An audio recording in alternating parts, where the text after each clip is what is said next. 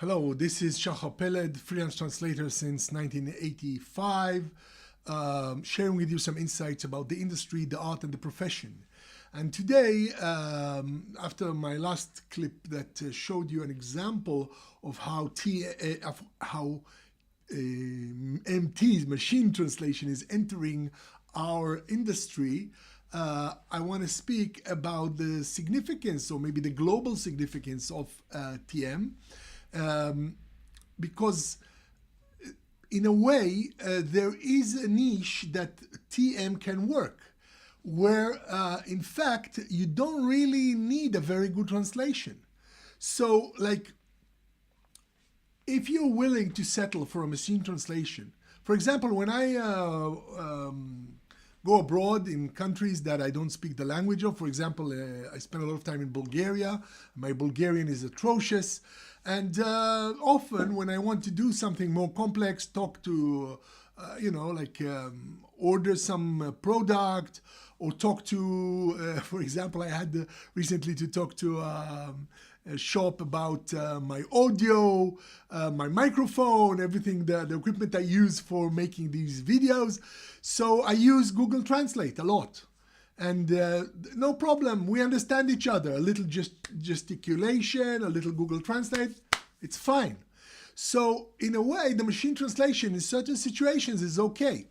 So increasingly in the internet, it could be okay for many things. For example, people booking flights or booking hotels or doing very, very specific things in very limited contexts.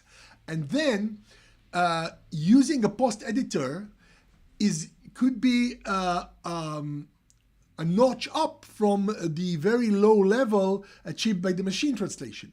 So you only need like a language speaker who will be able to understand, to see that this is really, really a botched translation, not something that a native speaker would understand or hear. Look at the source and tweak it. Tweak the translation a little bit. It doesn't have to be a very good translation. It just has to be understandable. It just has to pass the bar.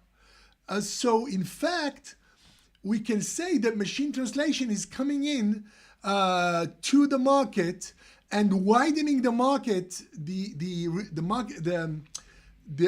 job market for speakers of languages, for bilinguals, beyond translators. So you don't have to be a translator to work in the industry now. It's enough that you are bilingual in English and the target language. And you don't have to be that great a maven in English either. Enough that you have a good ear for the target language and you can see where it sort of squeaks. Doesn't fit right. So there may be error because this is not a professional translator. There may be a lot of, like false, like in French they say faux frères, all kinds of false positives, like the machine translation sounds okay because it translated one word, but in fact another word should have been there. And we've seen a lot of examples like that. So the ultimate translation will be bad, will not reflect the source, but the language will sound okay. So even though it's not accurate and may even be misleading, it will sound okay to the native ear.